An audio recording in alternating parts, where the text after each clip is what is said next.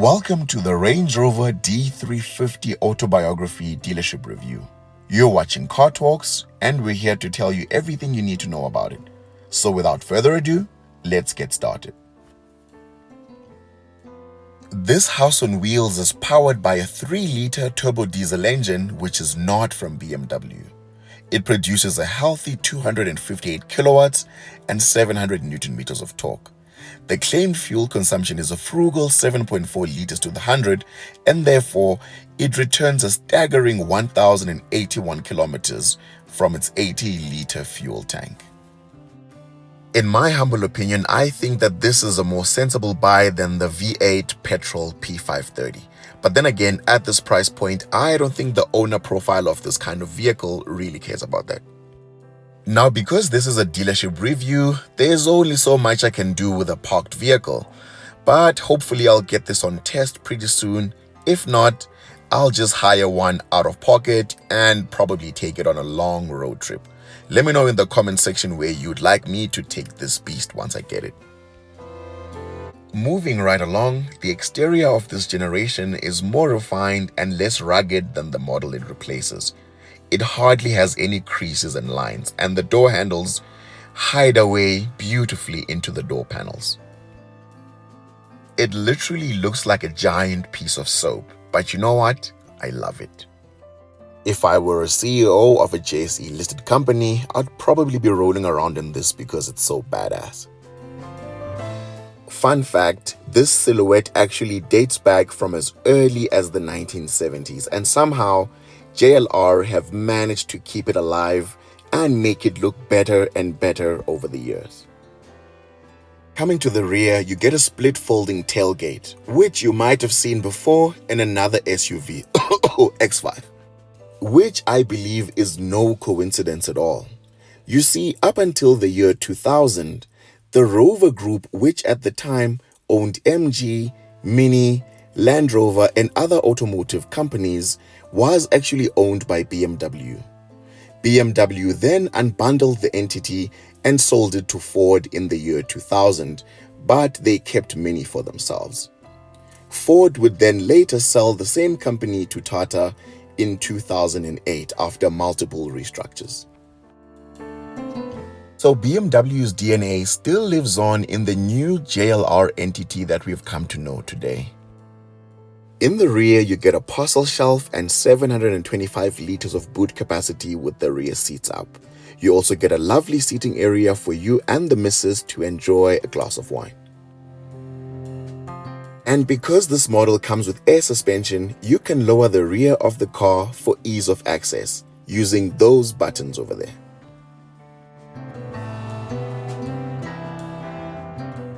I'm not gonna lie, Mercedes cooked with the Maybach. However, I still preferred it better when Maybach was a standalone brand and not just a trim under Mercedes.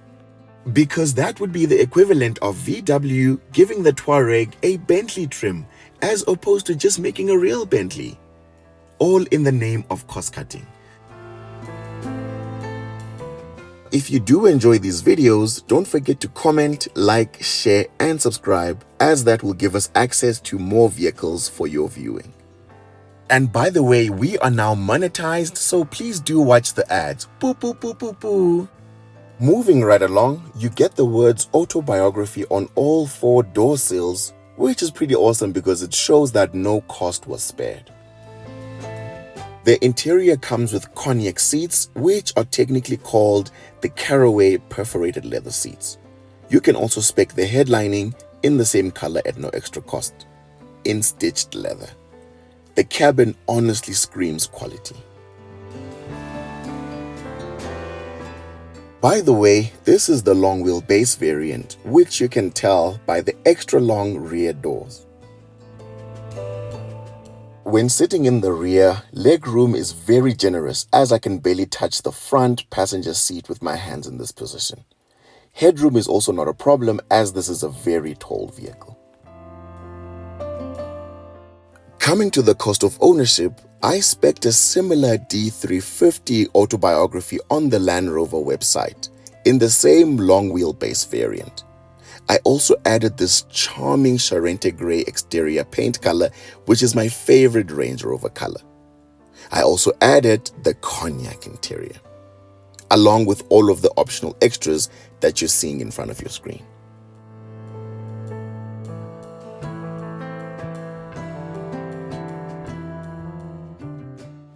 The total price came to 4,334,508 rands, including the cost of production and delivery. If you were to finance that at 11% per annum over 60 months with no balloon payment and no residual, you would pay 94,312 rands per month in installments. It doesn't need chance takers. It doesn't need people who like nice time. Now, assuming that the vehicle installment was capped at 20% of your monthly gross salary, you would need to make 471,560 rands per month. At this point, I'm not even going to bother with the cost of insurance and the cost of fuel because it all seems inconsequential. Anyway, comment down below in terms of what career paths you think would be making this per month. I know a couple of people in my career path that are making this much, but sadly, most of them are not doing it from South Africa. Fortunately, this low mileage used variant with less than 3,000 kilometers on the clock comes in at 3.9 million rands and is available from Fouche Luxury Motors Sandton. Do you know what else is 3.9 million?